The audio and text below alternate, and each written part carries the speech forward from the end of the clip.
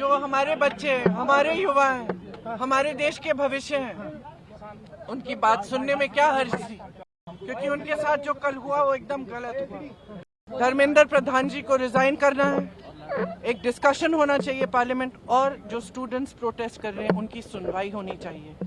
कल जो इन्होंने किया है स्टूडेंट्स के साथ, जो हमारे बच्चे हैं, हमारे युवा हैं, हमारे देश के भविष्य हैं, उनकी बात सुनने में क्या हर्ज थी। वो एक जेन्युइन इशू को लेके प्रोटेस्ट कर रहे हैं। वो जो उनके साथ हो रहा है वो उसका दुख लेकर, गुस्सा लेकर प्रोटेस्ट कर रहे हैं।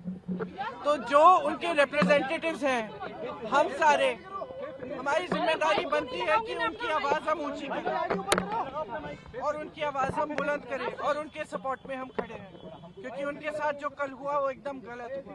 ये एक लोकतंत्र है, it's a democracy. In a democracy, right to protest, it's a fundamental right.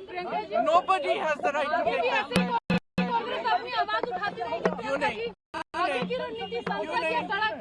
क्यों नहीं? जहाँ पे जरूरत होगी वहाँ हम आवाज उठाएंगे।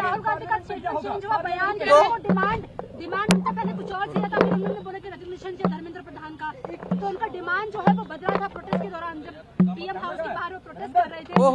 गए वहाँ तो उन्होंने बोला कि उनका डिमांड पहले कुछ और था, फिर डिमांड चेंज हो गया। हमारे डिमांड बहुत स्पष्ट है और हम शुरू से ये डिमांड कर रहे हैं।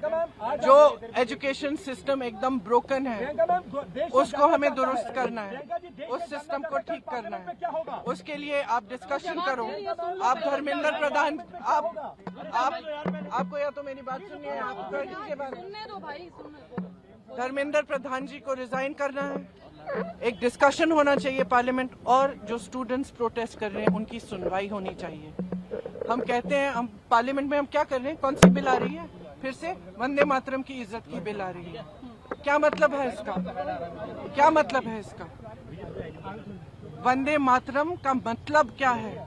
अपनी मातृभूमि के लिए, अपनी मातृभूमि की इज्जत। तो ये क्या है? हमारी मातृभूमि लोकतंत्र है। ये बच्चे कौन है? इन्होंने तो डाला है हमें संसद में, इन्हीं के तो वोट से हम पहुंचे संसद में।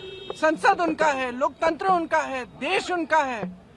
आप उनके बारे में नहीं सोच रहे हो? उनके लिए बिल क्यों नहीं आ रही है? एजुकेशन सिस्टम के ओवरहॉल के लिए। एजुकेशन सिस्टम में जो पैसे खर्च रहे हैं 1.4 लाख करोड़ रुपए, आपने कभी सोचा है अडानी और अंबानी के लोन कितने माफ हुए? 16 लाख करोड़ उनके लोन माफ हो रहे हैं। और एजुकेशन, पूरे देश के एजुकेशन में आप 1.4 लाख करोड़ डाल रहे हैं। क्या ये तरीके की कोई बिल लाया जाए एजुकेशन सिस्टम की? डिस्कशन होना चाहिए। जो स्टूडेंट्स कह रहे हैं उनकी सुनवाई होनी चाहिए, उन पर लाठियां नहीं बरसानी चाहिए, उन पर आंसू गैस नहीं डालना है। छोटी छोटी बच्चियां हॉस्पिटल में हैं, उनके पेरेंट्स की हालत देखिए।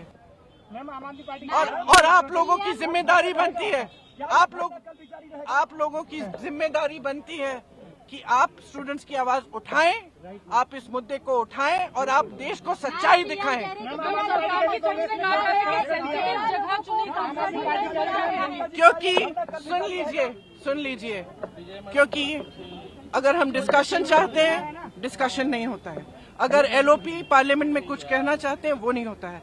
अगर हम परमिशन मांगते हैं कि हम धरना प्रदर्शन करना चाहते हैं, वो परमिशन नहीं मिलता है। तो हम वहां पहुंच गए जहां इनको उम्मीद नहीं थी कि हम पहुंच जाएंगे।